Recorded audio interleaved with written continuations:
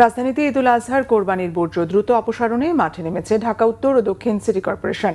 বর্জ্য ব্যবস্থাপনা কার্যক্রম পরিদর্শনে আজ মিরপুর সিরামিক রোড এলাকা ঘুরে দেখেন স্থানীয় সরকার প্রতিমন্ত্রী মীর শাহে আলম এবং ঢাকা উত্তর সিটি কর্পোরেশনের প্রশাসক মোহাম্মদ শফিকুল ইসলাম খান।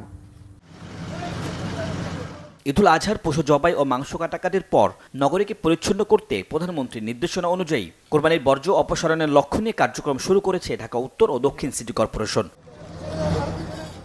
বৃহস্পতিবার রাজধানীর বিভিন্ন স্থানের বর্জ্য ব্যবস্থাপনা ঘুরে দেখেন স্থানীয় সরকার প্রতিমন্ত্রী। দ্রুত পরিচ্ছন্নতা কার্যক্রম শেষ করা সম্ভব হবে বলেও জানান তিনি।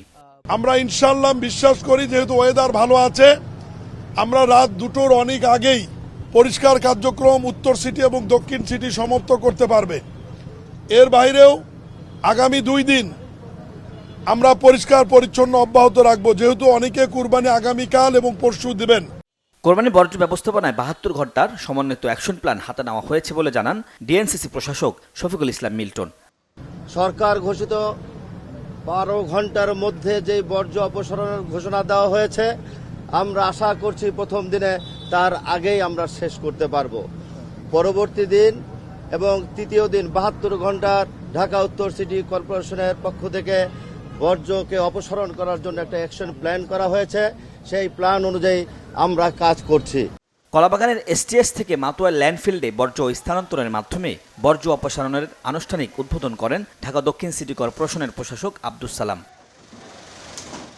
পরে সাংবাদিকদের ডিএসসিসি প্রশাসক জানান 8 ঘন্টার মধ্যেই প্রথম দিনের কোরবানির বর্জ্য অপসারণ সম্পন্ন করার লক্ষ্য নিয়ে কাজ চলছে। চিফ অফিসার সহ সচিব সহ আমাদের বর্জ্যের চিফ সহ সবাই এখানে উপস্থিত আছেন। সবার ছুটি আমরা বাতিল করেছি। সবাই নগর ভবনে স্পেশালি সেখানে ডিউটি করছে। কাজে আপনারা যে কোথাও যদি কোনো খবর পান, আপনারা যদি আমাদেরকে জানান, বা যে কোনো মানুষও যদি কোথাও থেকে টেলিফোন করে আমাদেরকে জানায়, তাহলে তাৎক্ষণিকভাবে আমরা সে আবর্জনা পরিষ্কার করার জন্য আমরা চেষ্টা করব। এ সময় পরিচ্ছন্ন নগরী করতে সকল নাগরিকদের সহযোগিতা কামনা করেন তিনি। আমরা পরিষ্কার করার চেষ্টা করব। ওমর ফারুক, বাংলা ভিশন, ঢাকা। এই কাজটা না করেন সেই